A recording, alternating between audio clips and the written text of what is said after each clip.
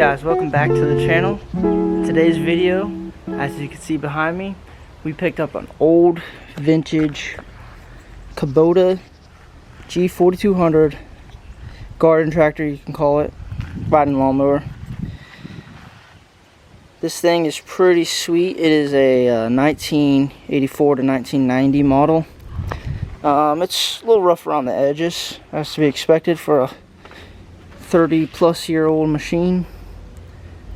But main reason I wanted this thing is what's under the hood here. You have a rare Z430 2-cylinder Kubota diesel engine, which these things are just absolutely sick, super reliable, and they just don't make them like they used to. But yeah, here's the mower. Look around.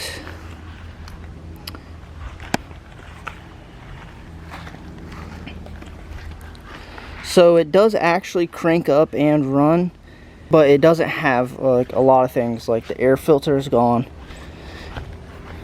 The fuel filter housing is bypassed.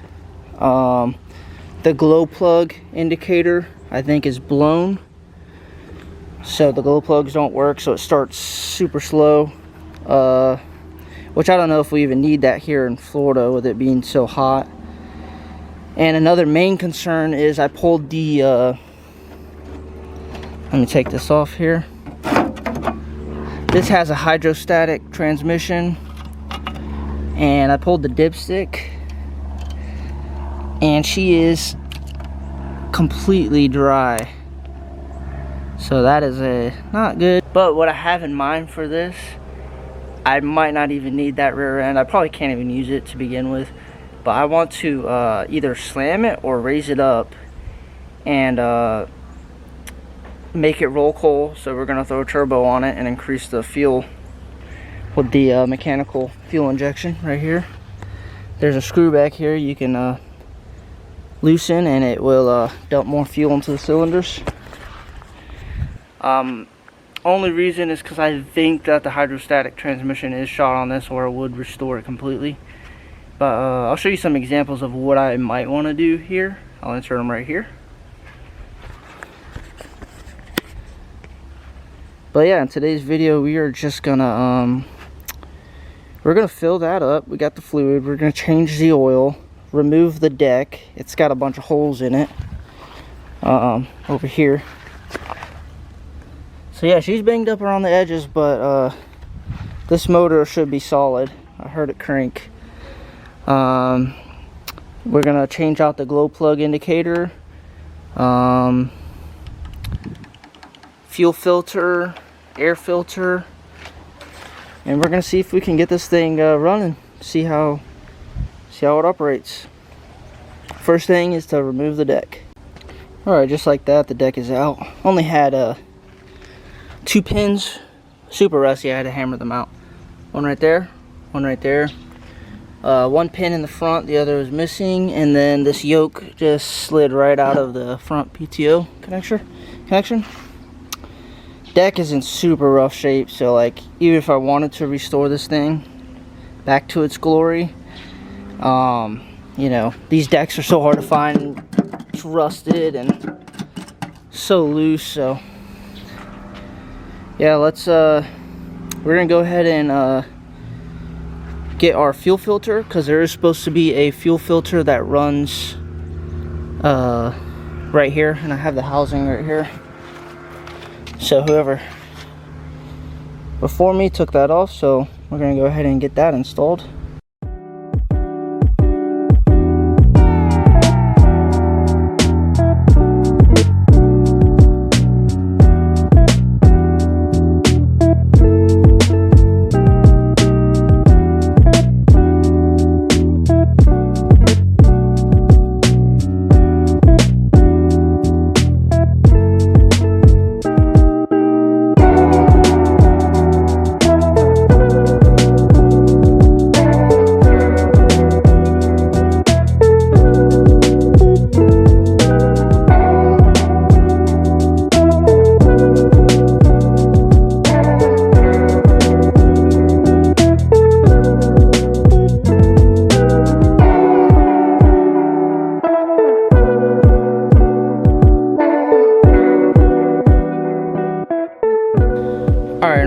the videos I've seen of these G4200s, they have the inline as well as the whole housing right there. Gonna need to bleed the air out of the system before we start it, but next thing I want to tackle is the engine oil. So let's go ahead and get that done.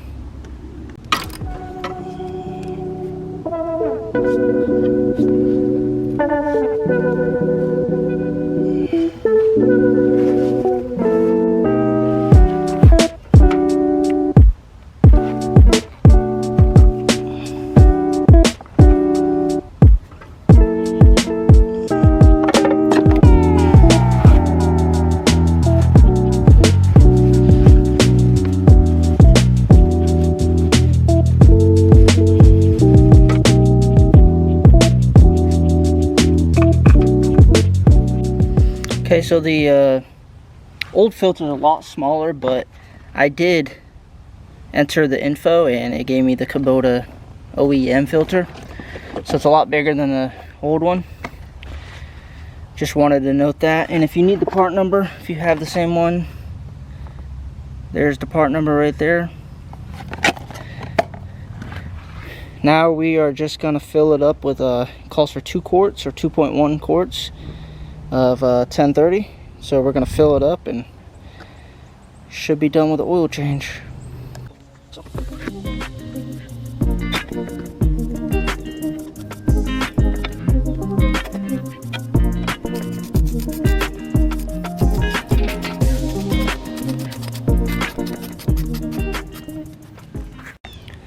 Next thing to address, what I noticed is the glow plug. Here's the indicator. So you'll see a piece of wire in there when you turn the key all the way left, and you wait for that. You look through that hole and you see the wires heat up red. You know that your glow plugs are heating up, and it's an indicator that you're good to start. So I noticed that they ran a new wire to the glow plugs. Those are 2 glow plugs right there, and they wired it straight to this switch here, and then from there to the battery. So they just bypassed that, and that explains this right here. This black wire, this black and white wire, goes up to the injectors. So I did take a meter and we are good there. So the switch is actually just hold it down to get your glow plug to warm up. So we'll address that some other time. For now, this does work. So we got the oil change, air filter is in place. The next thing we're gonna do is address this hydrostatic transaxle. It was dry, so hopefully it's just a quart low or something like that, and not, you know, empty.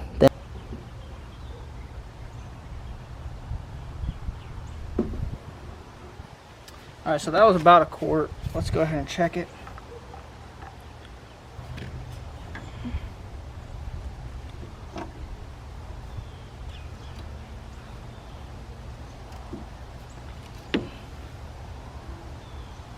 Alright, so that's good news. It was just about a quart low, so. Yeah, hydrostatic transmissions are very fluid oriented. It's actually got a hydraulic pump that continuously runs, and without fluid it will not build pressure and probably overheat and destroy itself. So alright guys, so it should be good to start.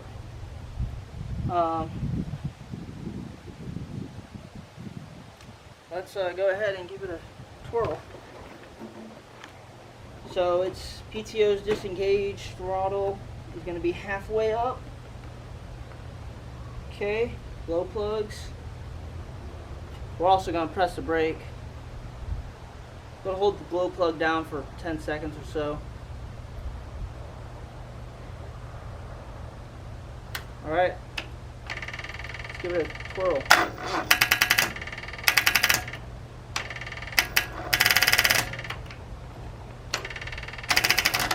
Looks like our battery already died, so let's go ahead and get the jump box. Alright, let's give it another go. Glow plugs.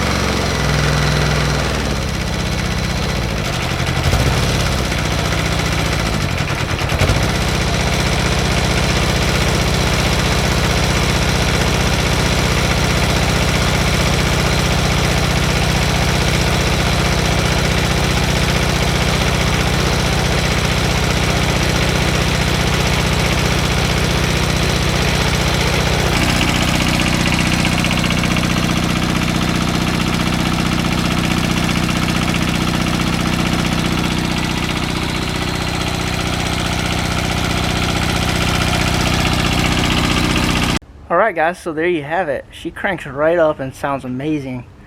So this thing is super cool. I did test out the transmission, drove it around the yard once, just really fast, because I did notice that we are leaking fuel right here just because I don't have hose clamps and I need to buy fuel line, which I already ordered. So we're going to be taking care of that. I'll turn that off.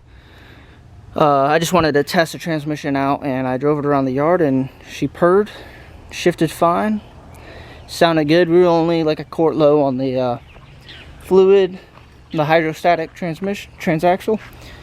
No leaks anywhere. It sounds really good. She's got 910 hours on the clock, which is nothing for old Kubota diesel. Just getting started here with that. With that said, I really want to experiment with this thing. Can't use it as a mower. The deck is just shot, and it's going to be very hard to find a deck for a 1984 lawnmower. But I do want to possibly add a turbocharger to this thing, get it to roll coal, and like I said, I would like to do a rear axle swap, get rid of that transaxle, and slam it down to the ground like those trends, that or lift it up. So you guys comment down below what you think I should do, but definitely gonna be throwing a little turbocharger on this thing just to see. So thank you guys for watching. I'll see you guys in the next video.